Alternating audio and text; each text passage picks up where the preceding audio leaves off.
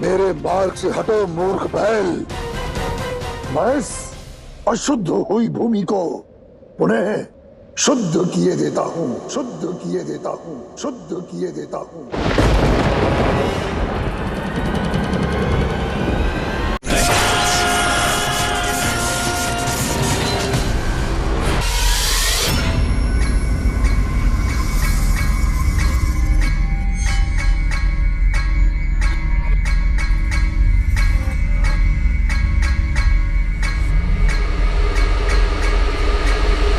ये क्या अकस्मात कुमार कार्तिकेय और देवसेना ने अपने शस्त्र नीचे क्यों कर दिए? वो प्रहार करने के लिए सज्ज क्यों नहीं हो रहे? क्योंकि इस विवाह के सत्य से परे भी एक सत्य है। कार्तिकेय भैया शिव पुत्र ही नहीं, देव सेनापति भी है। जिन देवराज इंद्र देवतागण और देव सैनिकों की सुरक्षा का वचन लिया हुआ है, उन्हीं पर प्रहार कैसे करेंगे भैया? तो अब इस द्वंद्व का परिणाम क्या होगा? नाश, सर्वनाश होगा।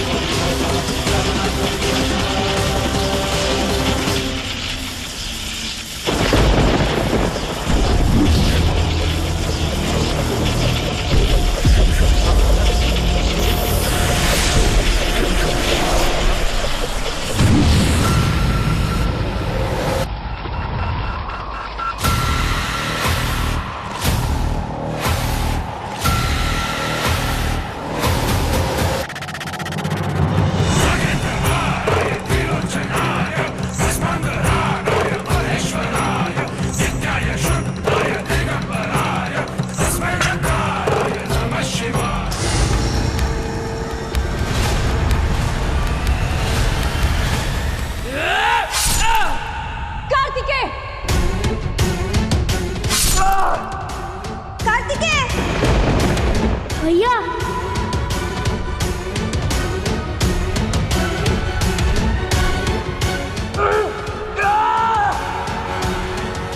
छल किया है विप्रचित ने, इसे दंड अवश्य मिलेगा।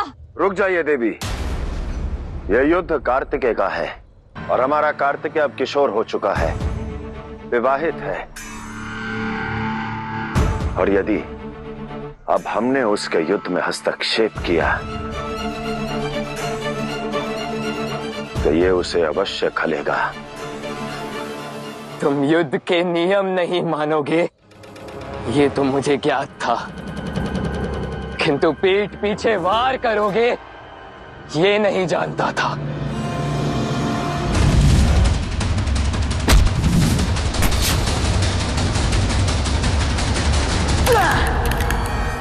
विप्रचित! विप्रचित!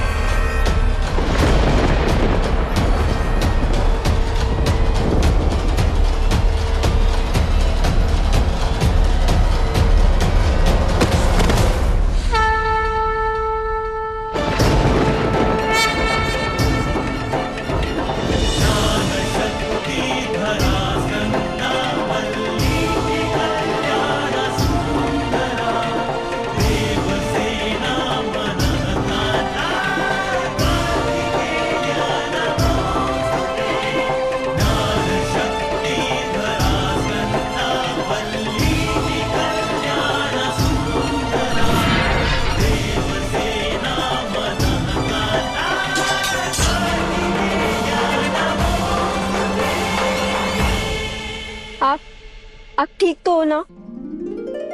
मैं ठीक हूँ देवसेना।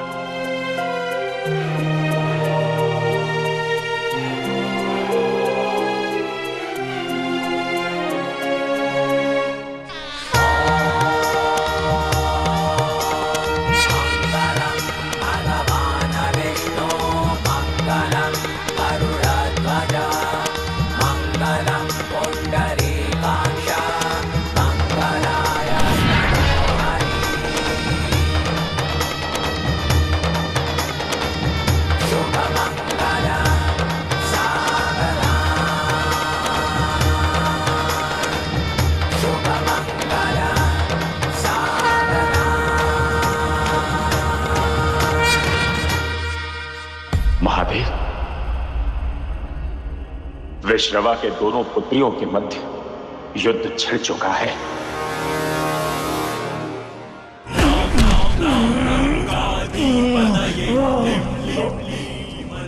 कौन जीता?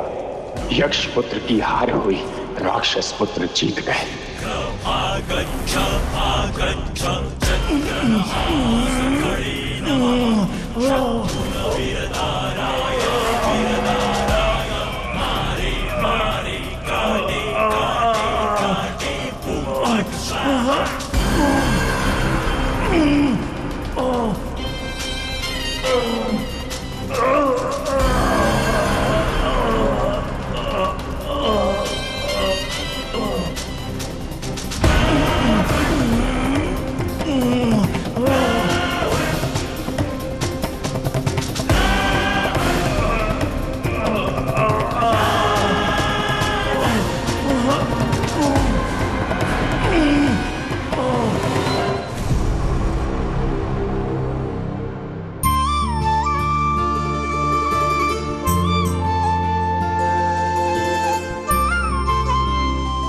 सदा सुखी रहो।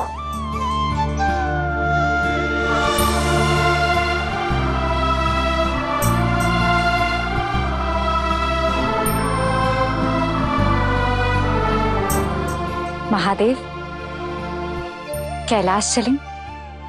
गृह प्रवेश की तैयारी भी करनी है। अवश्य।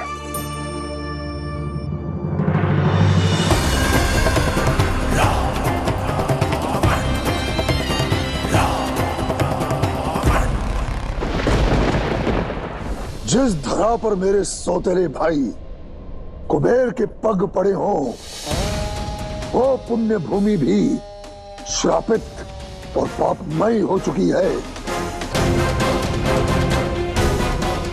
मेरे मार्ग से हटो मूर्ख बैल। मैं इस अशुद्ध हुई भूमि को पुनः शुद्ध किए देता हूं, शुद्ध किए देता हूं, शुद्ध किए देता हूं।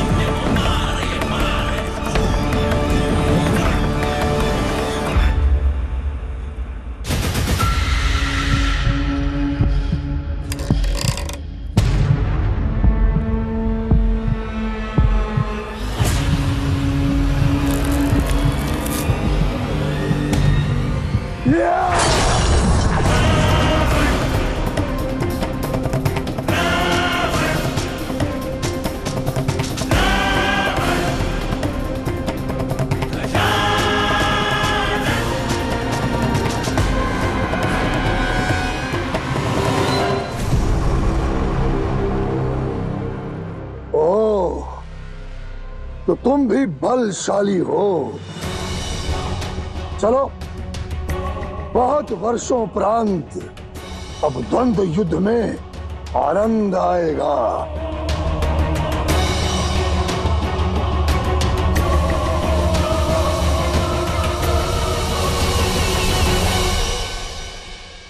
इस पुण्य भूमि की रक्षा का सामर्थ्य दीजिए महादेव। हर हर महादेव।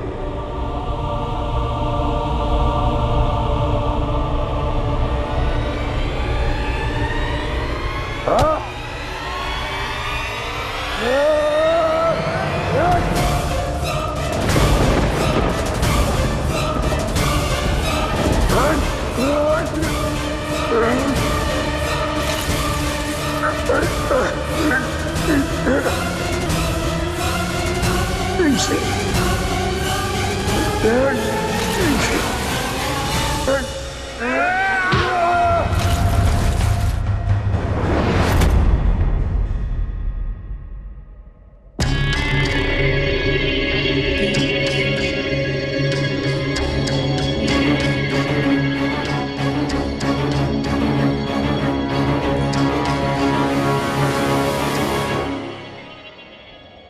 कौन हो तुम? तीनों लोकों में ऐसा कोई प्राणी नहीं जो दशानन को डिगा सके। किसी भी स्थान में ऐसी कोई शक्ति नहीं जो मेरे पुष्पक विमान में यांत्रिक विकार उत्पन्न कर सके, उसे छिन्न भिन्न कर सके। कहीं तुम्ही ने मेरे पुष्पक विमान की गति को नियंत्रित तो नहीं किया? अपना परिचय दो। मैं इस पुण्य भूमि का, इस कैलाश का तुच्छ रक्षक नंदी हूं।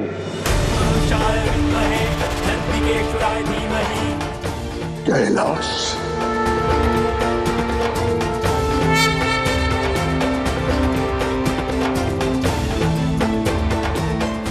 कैलाश का रक्षक नंदी,